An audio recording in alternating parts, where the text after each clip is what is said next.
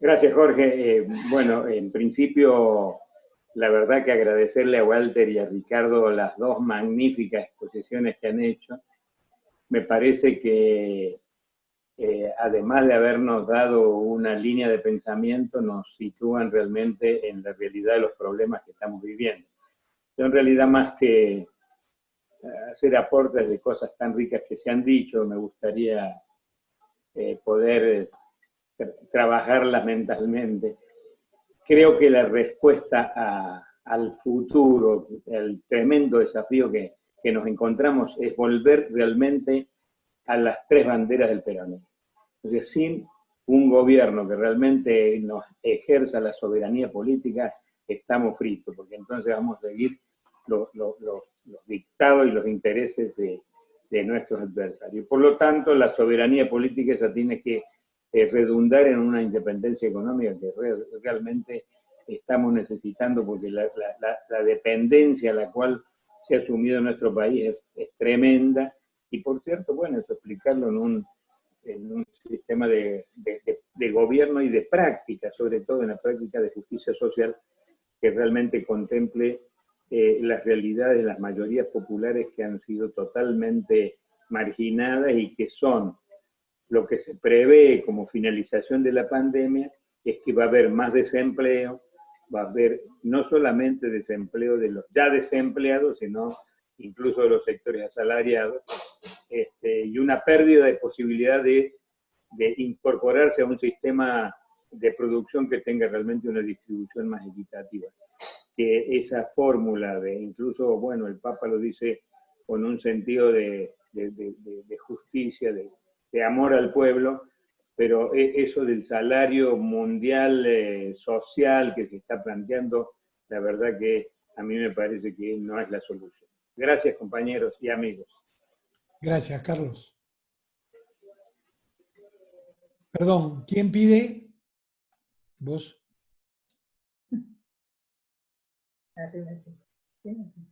Ahí tenés. Hola. Bueno, muy interesante las dos exposiciones, les agradezco mucho a los expositores, pero para ser breve y concreto voy a la pregunta que le quiero hacer a Ricardo. A ver, Ricardo, vos terminaste la exposición hablando del modelo, de un nuevo modelo, o de elaborar un modelo. Y dijiste que en algún momento acá se elaboró un modelo, que fue el modelo que refería seguramente al modelo argentino para el proyecto nacional que desarrolló Perón en el año 1974, que tuvo escasa difusión en aquel momento y tal vez tiene más difusión en los últimos años, donde Perón desarrolla unas cuantas ideas, desde la forma de ser del hombre argentino hasta la forma que deberían, digamos, de constituirse las distintas instituciones de la sociedad. Pero creo que la clave está en cómo plantea Perón la democracia, que es una democracia social, o democracia participativa, en donde las organizaciones libres del pueblo, a través de sus dirigentes, la participación activa, por rama de actividad, la actividad es lo que la gente mejor conoce, su actividad laboral, su actividad estudiantil, bueno, las distintas actividades humanas que no tienen que ver con lo político, sumado, por supuesto, a las organizaciones políticas, constituirían consejos que influirían directamente en los ejecutivos, en el Ejecutivo Nacional, en los provinciales, etc.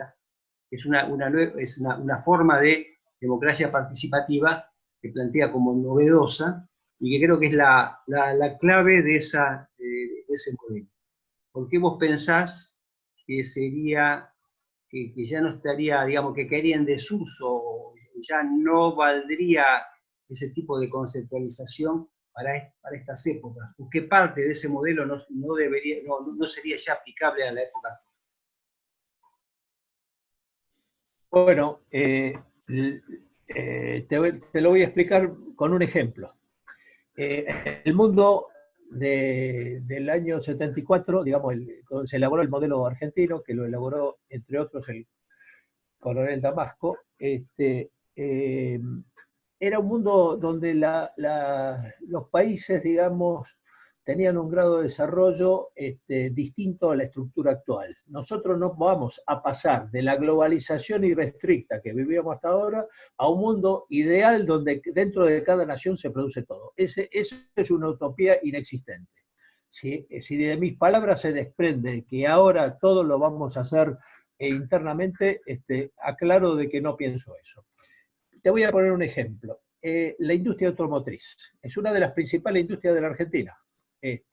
Hay acuerdos entre las multinacionales para hacer productos en Argentina, en México y en Brasil, para hablar de esta zona nada más. En los años de la época de Frondizi y después un poco también en los 70, el 80% de un auto se construía, digamos, las autopartes se fabricaban en la Argentina. O sea, si antes se producían 100.000 automóviles, 80.000 eran de manufactura argentina. Hoy se producen 500.000 y el 90% se trae de afuera. ¿Por qué hay esos arreglos? Entonces, nosotros no vamos a poder pasar a fabricar automóviles que se produzcan en un 70-80% localmente. Es imposible todo eso. Eso no va a ocurrir. Lo que sí hay que debatir en el marco de las posibilidades actuales de reestructuración, explicando que tenemos que dar trabajo a los argentinos, y eso sí ahora va a ser más escuchado que antes, donde la lógica de la eficiencia, digamos, que proponía el liberalismo y acérrimo, digamos, va a estar cuestionado y uno puede debatir, es que fabriquemos mitad y mitad, por lo menos, algo así. Y también para eso vos requerís que haya acuerdos geopolíticos entre los países cercanos, Argentina y Brasil, por ejemplo, tal vez México, no lo sé. Pero entonces el mundo presenta una nueva dinámica donde hay que tratar en forma inteligente y en forma unificada, donde sí puede haber una participación de los trabajadores en las ganancias de las empresas. Eso sí se puede plantear, digamos, como modo de participación social, sin ninguna duda, porque entonces también lo comprometés a que haya un poco más de flexibilidad laboral, y no es una mala palabra, es una palabra que hay que tomarla en su dimensión adecuada, porque a veces hay rigideces, y de hecho en la industria petrolera el acuerdo que hicieron en Vaca Muerta es eso, y ahora también en la industria automotriz están hablando ya de esos temas, así que hablen con la gente de Esmata que va a estar más al tanto de todo eso. Entonces, hay que ser práctico, pragmático en el mundo real. Y eso es lo que yo preveo que con gobiernos inteligentes y nacionales, que podamos empezar a debatir una nueva estructura, digamos, que dé empleo a la mayoría de los argentinos. Y eso te va a requerir un esfuerzo de capacitación, de nuevas tecnologías y todo lo demás, que es una cadena que se va llevando para atrás. Y eso sí es un mundo, digamos, que a mí me agrada, digamos, que se debata todo eso y que podamos llegar a instrumentar toda esa nueva situación. Esa es la Argentina en los próximos 5 años que uno tiene idea de que es factible. Por eso cuando hablo de fines ideológicos, lo que fuere, pero también hay que ver los medios reales. ¿Tenemos la gente para fabricar todas las autopiezas? Las empresas fueron destruidas por el liberalismo. Ok. Pero tenemos el conocimiento, digamos, para volver a fabricar en los términos de las nuevas tecnologías, y hay que ver. En la Segunda Guerra Mundial, Alemania o Japón o tantos otros o Inglaterra y Francia, fueron destruidos por las bombas, no quedó nada, pero ¿qué quedó? La gente capacitada para hacer las cosas. Acá, como hay un cambio tecnológico en el medio, no es tan fácil el tema. O sea, yo voy, por mi experiencia empresarial, a lo práctico, no a las ideas generales, porque las ideas generales son todas bonitas, pero cuando hay que ejecutar, digamos, y proponer cosas concretas, hay que ver si los recursos humanos están y todo lo demás. Por eso te digo que no es lo mismo que en aquella época, nada más. Muy bien. Bueno, gracias, Ricardo. Justamente lo último que estás diciendo, les recuerdo a todos, es el eje de este salón. Este salón es alfabetización tecnológica, es justamente el destino final de todo lo que estamos hablando, que es entender cómo se mueve el mundo para saber en qué tenemos que transformar nuestros conocimientos para ser útiles a un nuevo modelo de país en un mundo que cambia tan vertiginosamente. Yo quisiera saber quién más quisiera intervenir, por favor. Inés. Para que te reinicio. ¿Estás? Ahí está. Sí, ya está. Hay una manita acá en reacciones, pero parece que no funciona. Bueno, yo quiero hacerle una pregunta a Walter y otra, no sé si pregunta o por lo menos que mencione su postura a Ricardo sobre un tema. A Walter le quiero preguntar, cuando él habló de una moneda local, ¿no es cierto? Él mencionó el patacón, él mencionó el concepto de tener que desacoplarse del sistema financiero global. Yo no entiendo por qué el patacón es ejemplo de eso. Me pareciera que en un país como el nuestro, donde nosotros pensamos en dólares, el solo hecho de crear una moneda nueva no es suficiente, es lo que yo creo, ¿no? O sea, nosotros necesitamos también una alfabetización cultural en ese sentido, porque, por ejemplo, en Brasil, yo he viajado bastante durante muchos años porque pertenecí a organizaciones internacionales. Y en Brasil la gente jamás te va a hablar del precio de una propiedad en dólares. Nosotros tenemos un problema cultural con el dólar y no sé, yo no recuerdo la época del patacón, la verdad. Pero aclarar un poco eso y también me parece que el polo financiero, él hablaba del libro de Prelucker, reemplazando el polo financiero por la economía social. Creo, no lo entiendo tampoco eso, porque para mí que cumplen dos funciones diferentes. El polo financiero tiene que existir siempre. Y ahora, de este concepto, paso entonces a plantearle a Ricardo. Ricardo no hizo ninguna mención, o sea, ¿cómo piensa él en su plan estratégico la función de los bancos, porque yo creo que los bancos, este es un momento ideal para la estatización de la banca, porque los bancos están siendo un problema realmente serio para cualquier cosa. O sea, ellos juegan solo para ellos y todos los demás que se pudran, para la industria, para la producción, para el pequeño comerciante, para el jubilado, para todos. Ahora, todo el problemón que tuvimos el viernes donde la gente se acumuló y teníamos 500.000 tarjetas que no habían sido distribuidas por los bancos, o sea, la gente no tenía las tarjetas porque los bancos no las habían. Entonces, a Ricardo digo, ¿cuál es la función de la banca que él le da dentro de su plan estratégico? Gracias. Muy bien, el patacón fue simplemente un ejemplo de desacoplar una moneda local, que lo fue, era una letra de tesorería, pero funcionó como eso, de lo que era en ese momento la convertibilidad.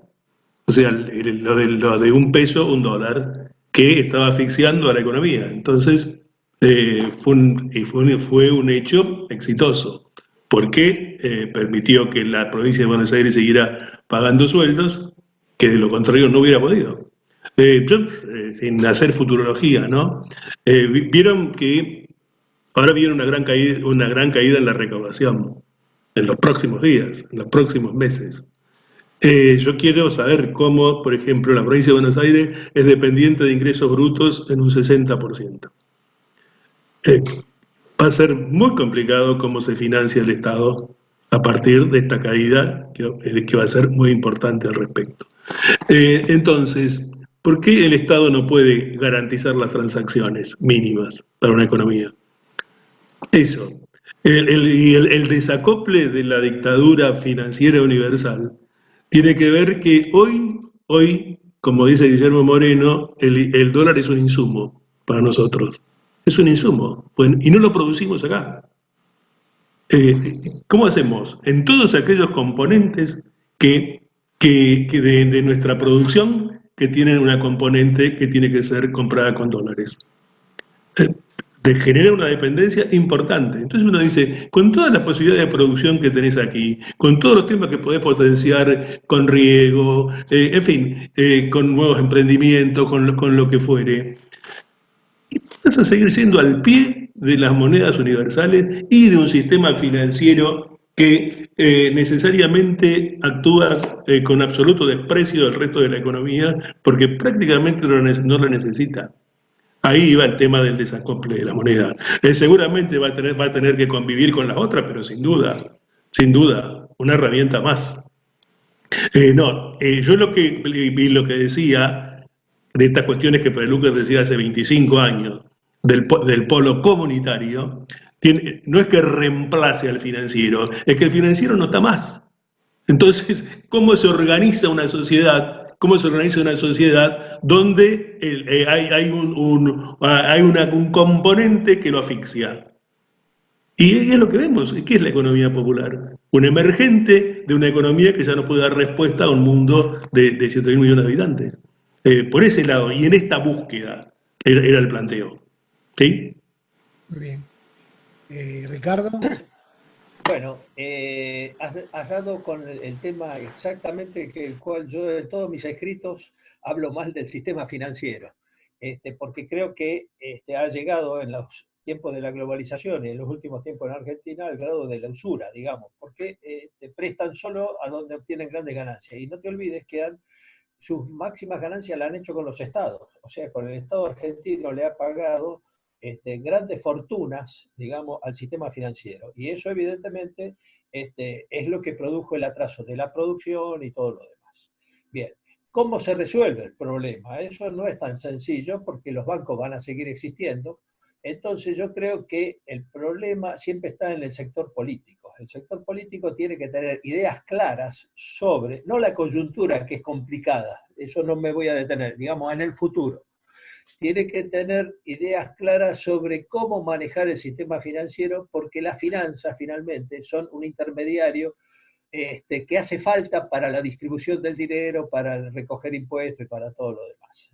Ahora hay mecanismos no bancarios, digamos, para manejar esto, pero eso es un tema más futuro. En un caso extremo, digamos, como se hizo en otra época y en Argentina y en otros países, se puede hacer que los bancos trabajen por cuenta y orden del Banco Central. Esa es una solución muy dura, muy drástica para manejar a los bancos. Se lo puede amenazar, digamos, de realizar eso. Para eso hace falta un consenso político y social muy importante, que hay que trabajarlo, hay que desarrollarlo. No creo que tengamos que llegar a eso, pero sí tenemos que tener gente, digamos, en los altos niveles políticos que tenga claras estas ideas. No siempre la han tenido, claro, de cualquier partido político. Se habla siempre de los sectores políticos que adoran la deuda, porque en las negociaciones de las deudas externas se cobran muchas comisiones, y en la cual esas comisiones se reparten a los sectores políticos y se han financiado campañas de todos los grupos, aclaro, para no entrar en detalle. Entonces, es un tema delicado, pero la única solución es ponerla, como todas las cosas, en su justa medida para que hagan un trabajo, ganen su dinero razonable, pequeñas comisiones, como ocurre en otros lugares del mundo, y obviamente cumplan una función social. En China, por ejemplo, todos los bancos son estatales, o hay algunos privados, pero dependen en última de los bancos estatales. Entonces ahí es más fácil, porque el régimen es dictatorial, o sea, ahí si no le gusta, ¡pum! En Rusia más o menos no pasa igual, pero se aproxima a eso. En Estados Unidos, a partir de la crisis del 2009, el sector financiero tiene mucho más controles que antes. O sea, porque se dieron cuenta los Estados Unidos, la nación norteamericana, de que estaban cumpliendo un papel de idiota frente a los negocios que hacía el sector financiero, trasladando todas las inversiones a China, y obviamente estarían los problemas sociales de los Estados Unidos. Entonces ahí hubo un control, una cosa que se fue manejando más razonablemente.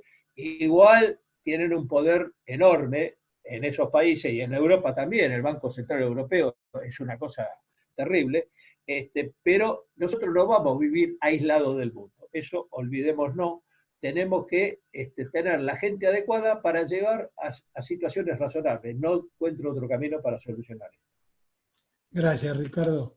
¿Quién más? Recordando que tenemos 18 minutos más hasta las 8, donde vamos a hacer un corte hasta la próxima reunión.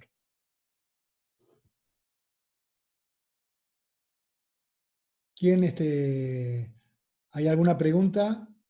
Ah, Daniel Panaro está. Ahí estás, Daniel. Adelante. Muchas gracias. Muy buenas las exposiciones que escuchamos. Bueno, Ricardo lo conozco más que al otro expositor, pero ambos estuvieron muy bien, estoy bastante de acuerdo.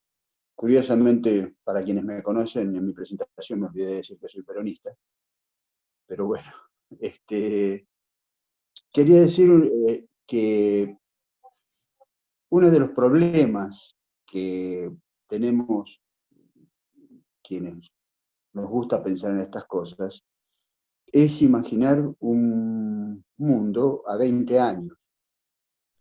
Si nosotros pensamos para atrás y pensamos lo que era el mundo en el año 2000, ahí nomás, ¿no? Lo que eran los celulares, lo que eran las comunicaciones. Y si nos damos cuenta de la velocidad con que estas cosas cambian, un 2040, un 2050 es muy difícil de imaginar.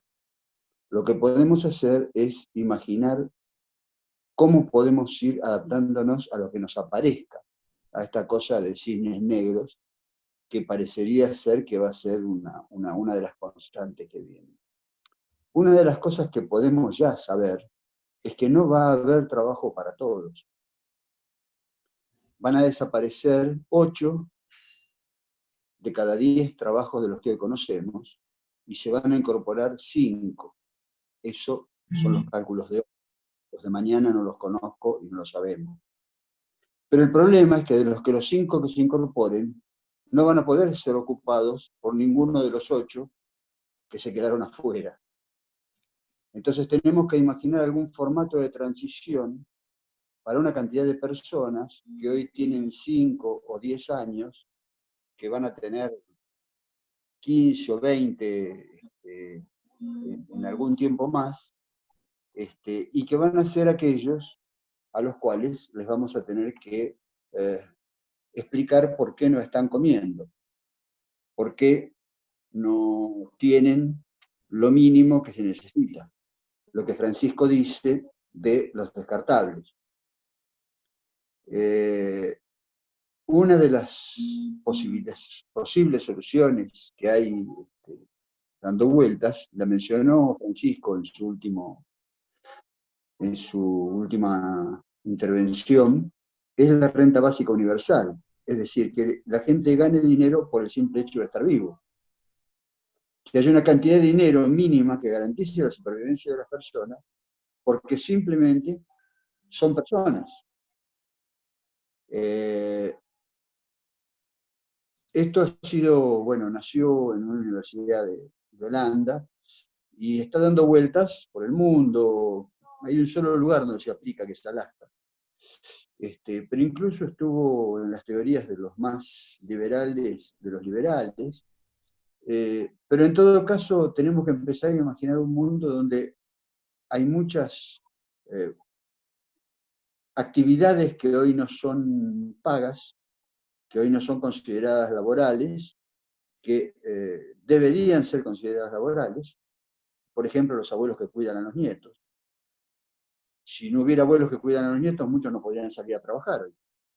Y esos abuelos no están cobrando nada. Por ejemplo, el rol de cuidar a los enfermos que tienen todas las mujeres de todas las familias. Y eso no está siendo valorado. Ya ha sido medianamente valorado el rol de las mujeres que trabajan en su casa, que son las amas de casa. Pero tampoco. Y imaginar una remuneración global para todas las personas que existen por el solo hecho de ser argentinos, por ejemplo. Participan de una parte que les garantiza la supervivencia mínima. Después, el resto es otra cosa. Y lo segundo es que necesariamente esto tiene que relacionarse con la educación, porque dentro de 10 años más, quien, por ejemplo, no sepa programar, no va a ser un analfabeto, directamente, si no tiene elementos mínimos de programación, 10, 15, 20 años. Y esto implica una modificación no solo de los contenidos de la educación, creo yo, sino de la forma en que aprendemos. Digamos, una educación más relacionada, hay una especialista en educación o dos en un grupo, que seguramente los tienen mucho más claro que yo, una educación que se relacione con el aprender a aprender y no tanto con el aprender, ¿no? O sea, Bueno. para hacer los cálculos está la calculadora. El problema es aprender a aprender. Aprender para qué aprendemos y para aprender cuáles son los objetivos para los que estamos aprendiendo. Gracias, A mí Daniel. me parece... Sí, no de nada, hasta ahí. Gracias, muchas gracias. De nada, de nada. Quiero aclarar algo, yo no estoy en absoluto desacuerdo con el pensamiento de Daniel, porque creo que hay trabajo para todo el mundo con una simple fórmula. Cuando la hora que se la copio a otra persona, pero la voy a decir, cuando la gente trabajaba 17 horas por día y se produjo la crisis que se produjo a principio de la Revolución Industrial, el problema se arregló disminuyendo a la mitad la cantidad de horas de trabajo. Un pensamiento que hay que hacer para evitar este tipo de lógica de que nos van a quedar con menos trabajo es simplemente que el horario de trabajo de los trabajadores sea exactamente la mitad que el que tienen ahora y va a haber trabajo para todo el mundo para funcionar. Es un planteo diferente al de Daniel, pero que creo que en la humanidad funcionó en el año 1800 y va a funcionar ahora si en lugar de pagarle el sueldo completo a la mitad de la población, se le paga el sueldo completo para la totalidad de la población que trabaje la mitad de tiempo. Y se sigue sosteniendo lo más importante, que como el compañero Panaro es peronista lo puede entender, que es la dignidad de tener trabajo. Lo tenía que decir porque es muy importante y es parte de este pensamiento, de este foro. Quisiera saber quién...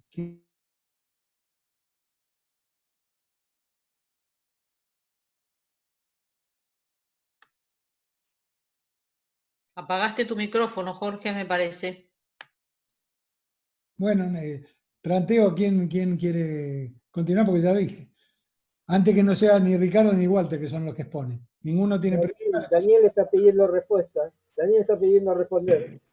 Daniel te está pidiendo. Sí, Daniel.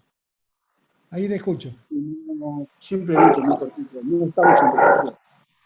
No estamos en desacuerdo. Creo que necesariamente también eso va a ocurrir. Pero aún ocurriendo eso, va a haber una cantidad de gente que se quede afuera simplemente porque no tiene los skills, no tiene las habilidades para los trabajos que hay que realizar. Esa es la alfabetización. Yo coincido con vos. Esa es el horario de trabajo a 4 horas, cosa que seguramente hay que hacer. Ahí estamos muy signados por la cultura católica, ¿no? Etcétera, etcétera, etcétera. Aún eso, va a haber una transición en la cual va a haber mucha gente que se quede afuera porque no va a tener las habilidades de hacer los trabajos que se necesitan hacer. Coincido totalmente. Por eso este espacio se llama alfabetización tecnológica. Precisamente porque lo que hay que evitar es el problema que vos estás planteando. Debe ser ocupado más una cantidad de otros lugares que no van a poder ser cubiertos en 20 o 30 años por una renta básica universal. Bueno. A eso me refería. Sí, después, perfectamente, sí, sí. Es exactamente lo que yo estoy en desacuerdo. ¿Perdón? Es exactamente en la renta básica universal en lo que estoy en desacuerdo. Pero está bien, no, ha planteado el desacuerdo, ¿eh? Está bien. No estamos en desacuerdo. Por eso. No, en absoluto, gracias. Pancho, ¿vos? Sí, una pequeña aclaración de lo que yo planteé. Para los amigos que no me conocen, no estoy, yo soy peronista, por supuesto, pero no estoy repitiendo frases de peronismo solamente. Cuando planteo la primera cosa, que es la necesidad de la soberanía política, Quiero decir que necesitamos una conducción nacional de nuestro país que tenga un autopoder de decisión en relación a los intereses del país, de la nación y del pueblo. Me estoy refiriendo a eso. Y por cierto, dando otra frase que solía decir Perón, la única verdad es la realidad, por cierto, como decía Ricardo, no vamos a poder volver a cero. Yo tuve la oportunidad de trabajar en el primer auto que fabricó el Estado, que fue el justicialista, el Institutec, pero no vamos a poder volver a eso. Por ejemplo, la Volkswagen está fabricando en nuestro país cajas de velocidad solo para exportar. O sea, nosotros estamos produciendo en la industria automotriz para el mundo. Yo no estoy planteando de que vamos a fabricar todo el auto, porque eso es imposible, yo concuerdo con lo que dijo el expositor. Pero sí creo de que no va a haber más empleo para todos, pero sí va a haber trabajo para todos. Si nosotros tenemos capacidad de generar un pensamiento en función de la producción de nuestras necesidades, concuerdo con aquellos que dicen tenemos un país para 400 millones de habitantes, somos apenas 45 millones. O sea, realmente tenemos para hacer cosas y tenemos por suerte las condiciones nacionales para eso. Es un aporte nomás a la discusión y al diálogo. Gracias, compañero.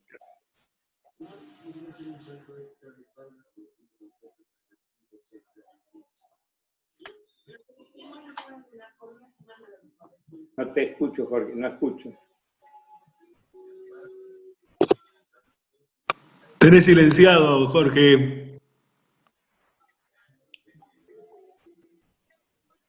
Digo, el compañero de Córdoba, creo que tiene juiciosamente levantada la mano hace tiempo, así que le vamos a dar la palabra ahora. Bueno, ¿cómo les va? ¿Me escuchan ahí? Sí, sí, perfectamente. Bien. Lo que dijo Walter me gustó, lo de los 3 actores de Perluca, del polo estatal, polo productivo y el polo financiero, que el polo financiero, bueno, en esta transición ha desaparecido y lo une con o lo reemplazaría por el polo comunitario, que vendría a ser la economía popular, ¿no es cierto? A partir de allí me gustaría enlazarlo con lo que propone Dussel de una economía regional de Latinoamérica, propiamente dicha, una economía propia, y que la región propiamente dicha latinoamericana en su conjunto puede emerger, como a través de la historia ha emergido del centro a la periferia, pero esta vez hacerlo equivalencial y va de la periferia al centro. Si se puede hacer algo de eso en las economías populares que se vienen, con las tecnologías propiamente dichas y con toda la materia prima que hay, a lo mejor son temas muy largos para analizarlo para la próxima, pero son temas muy importantes que con el desarrollo de ciencia y tecnología que tenemos en las universidades públicas de Argentina y del resto de Latinoamérica, hacer un pueblo productivo propiamente dicho latinoamericano, que puede ser en consonancia con lo que pasa en el Polo Norte. La pregunta es ¿a quién está dirigida? ¿Cómo? Tu pregunta. No, me parece que no fue pregunta. Ah, fue una afirmación. Está bien. Claro, sí, sí. Bien, bien. No. ¿No? Es una pregunta así para ver si se puede en ese enlace o no.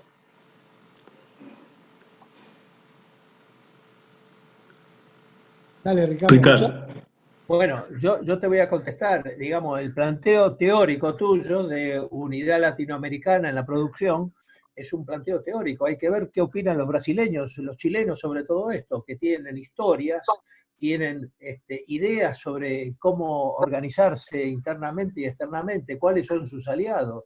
Todo eso es una construcción larga que no es sencilla de hacer en la práctica. Teóricamente sería válida, pero fíjate vos que inclusive las relaciones de Estados Unidos con México, digamos, que son cercanas, que son a veces complejas, digamos, han tenido ciertas formas de cooperación mutua. Ahora, con Brasil nosotros tenemos ciertos acuerdos. Ahora, el Mercosur, ellos dicen que no sirve ya para nada, porque tienen otro ritmo de velocidad que tiene el argentino. Lo mismo está ocurriendo en Europa. Francia y Alemania tienen un ritmo y otros países no. Entonces, estas uniones son teóricas, hay que debatirlas, plantearlas, organizarlas, digamos, hablar mucho con ellos y ver cuáles son los intereses comunes. Ahí es donde interviene la geopolítica, porque y hay historias, digamos, los brasileños intervinieron junto con los norteamericanos en la Segunda Guerra Mundial. Nosotros teníamos otra posición. Todavía se acuerdan de eso, en todos lados del mundo. Nosotros a veces nos olvidamos de algunas cosas y planteamos cosas teóricas. Yo te recuerdo que el camino de las buenas intenciones está plagado de problemas, digamos, de que no es fácil diagramar una cosa que parece teóricamente obvia, digamos, y buena, no me cabe duda, pero que en la práctica no es tan fácil. Eso te lo digo porque hay que plantear cosas muy pragmáticas, concretas, digamos. Brasil es competidor nuestro en el tema grano, para la venta china.